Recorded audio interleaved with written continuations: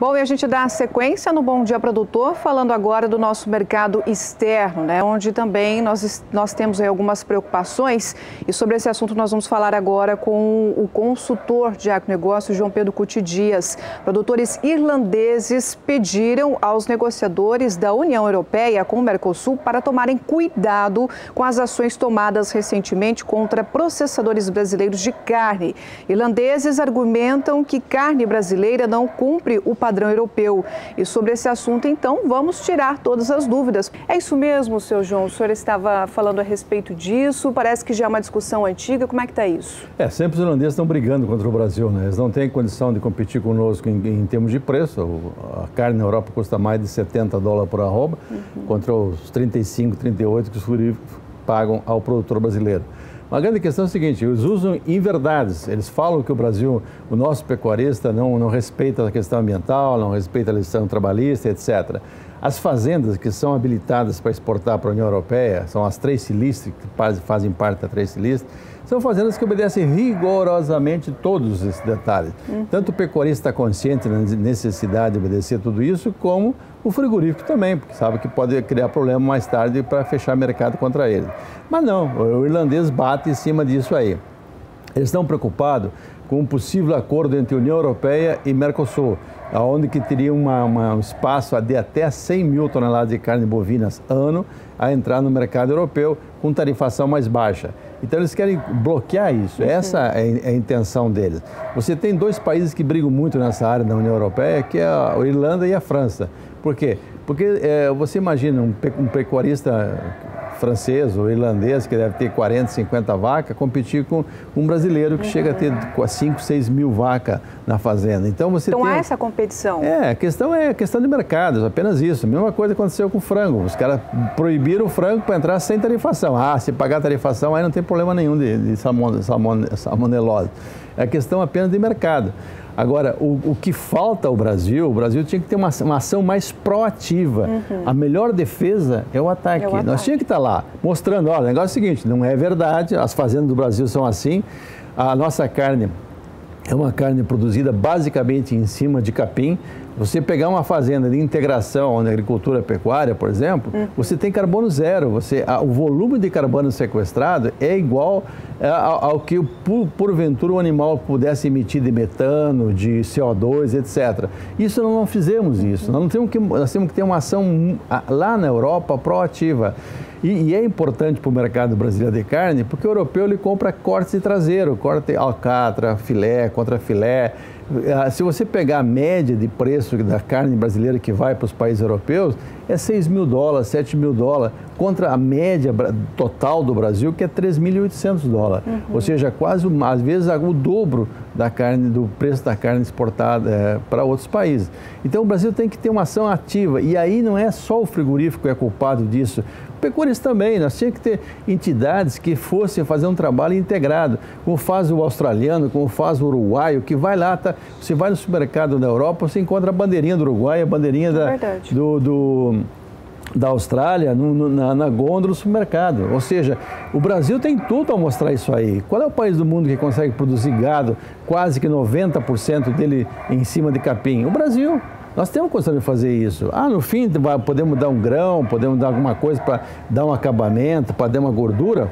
Podemos, mas basicamente a gente usa o animal aquilo que o ruminante sabe fazer, é transformar uma fibra de capim em proteína.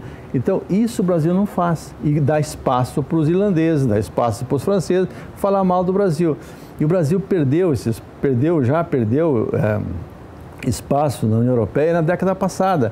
Em 2006, mais ou menos, nós vendíamos 20% da carne brasileira com destino à União Europeia e gerava 33% do faturamento, ou seja, era muito importante nisso. Por que nós perdemos? Porque o Brasil fez acordo para ter rastreabilidade e alguns que quiseram levar vantagem nisso e não fizeram o serviço daqui de casa. Hoje, a pressão nossa é contra esse estágio de coisa que nós temos no Brasil. A corrupção que se institucionalizou no Brasil e que quando aparece dados como no ano passado, os caras mostram aquela operação carne fraca, fiscais, né, recebendo do frigorífico, etc., e E o Brasil prometendo fazer uma série de ações que não aconteceram. Por exemplo, iam contratar mais 300 veterinários. Cadê os 300 veterinários? Iam fazer terceirização, empresas privadas iam fazer auditoria, iam acompanhar o trabalho. Aí o lobby do Ministério da Cultura, dos fiscais, está impedindo. Ou seja, são coisas que o Brasil teria que ter uma ação firme, vamos botar a ordem na casa. Para poder fazer. Uma coisa positiva que aconteceu foi que os superintendentes do Ministério da Cultura pararam de ser indicação partidária, de indicação política, estão dando preferência para pessoal profissional. E tem que ser, é uma função estritamente técnica, não tem nada a ver com candidato que perdeu para deputado estadual, para deputado federal, para ocupar um cargo de superintendente. Não, é questão técnica. Nós temos que aumentar a fiscalização? Temos. Nós temos que modernizar? Temos. O Congresso se manifestou?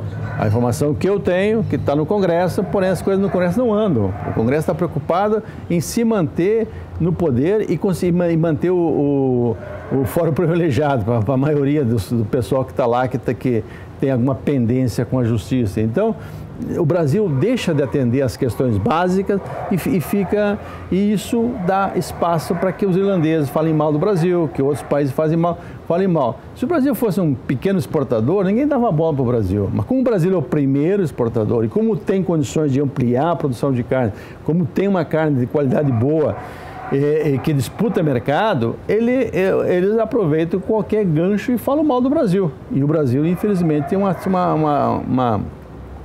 não reage à altura, não faz um trabalho permanente de esclarecimento da opinião pública. Aí sai essas besteiras, como estão falando os irlandeses. Então, na opinião do senhor, o Brasil deveria aproveitar esse momento e ir para cima realmente, porque tem qualidade para mostrar, Lógico, não tem medo.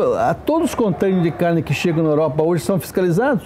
Contêiner por contêiner, isso encareceu o processo, atrasou o processo. Por quê? Por causa das besteiras que o pessoal falou na Operação Carne Fraca. Então, eles generalizaram um problema de alguns frigoríficos, de alguns fiscais e generalizaram para todo o Brasil. Então, isso encarece, isso vale tanto para carne bovina, para suína, como para frango. Cada contêiner é inspecionado, então isso tudo é custo maior e isso tira a nossa competitividade. Nós perdemos espaço, especialmente no frango, nós estávamos recriando nosso espaço na carne bovina e agora vamos ver como é que se comporta. Mas a União Europeia tem que comprar do Brasil. Vai comprar de quem? Da Austrália? Só não tem mais como atender a demanda mais do que ela já fornece. O Uruguai também não tem. A Argentina, essa tem, mas infelizmente esse ano sofreu uma seca violenta e isso vai impactar no rebanho argentino, tanto em termos de diminuição de matriz, como na fertilidade desse gado. Esse gado passou um período todo de verão com restrição alimentar, consequentemente vai ter dificuldade de emprenhar agora na próxima estação de monta. Isso vai atrapalhar um pouco a oferta de carne. E o argentino, quando estava se recuperando a sua economia, estava voltando a consumir carne de padrões argentinos, mais de 60 quilos por habitante ano. E, consequentemente, a carne no mercado interno argentino valia mais do que a exportação. Então, sobrava o Brasil. Sim. Só que nós temos que fazer frente a essas pressões que vão acontecer e sempre irão acontecer.